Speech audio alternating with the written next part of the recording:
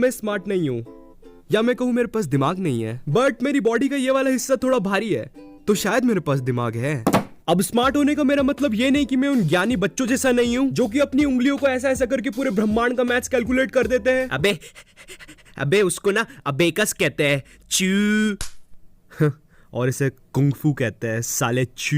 ये है kung fu master. मुझे 6+7 अपनी उंगलियों पे काउंट करना पड़ता है, बट खैर 6+7 का आंसर किसको नहीं पता होता है ना?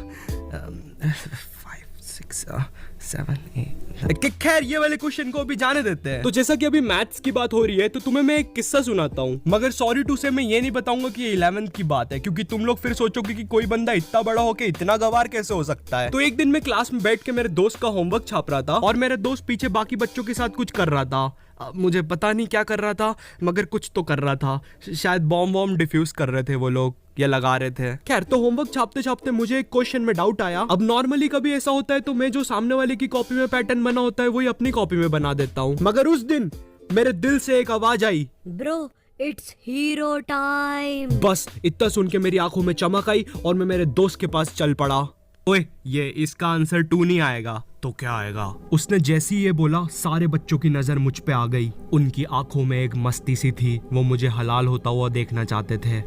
आयु, अब तेरे पास और कोई चांस नहीं है, अब तू पीछे भी नहीं हट सकता। मुझे ये करना ही होगा, इसलिए मैंने अपने दिमाग में सबसे हायर मैथमेटिक कैलकुलेशन लगाया और उसका आंसर दे दिया, इन्फिनिट।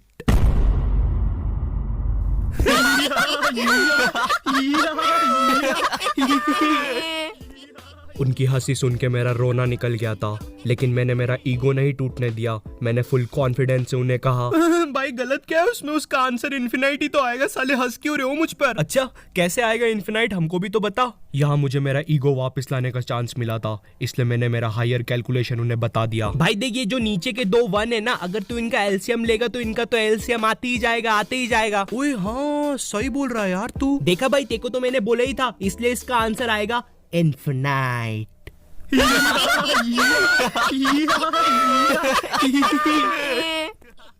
उस समय मुझे इतना गुस्सा आया, मुझे किसी को पंच करना था, इसलिए मैंने खुद को पंच मार लिया।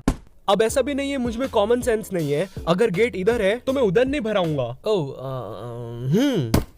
अब देखो, मैं कोई अभी ऐसा नहीं हुआ हूँ, मैं बचपन से ही डम्ब था। मुझे याद है मैं 4th क्लास में एक कोचिंग जाता था। हाँ, 4th क्लास में नहीं था यार मुझ में उतना दिमाग, मैं बस एक मामूली सा डफर था। रुको, मैं नहीं था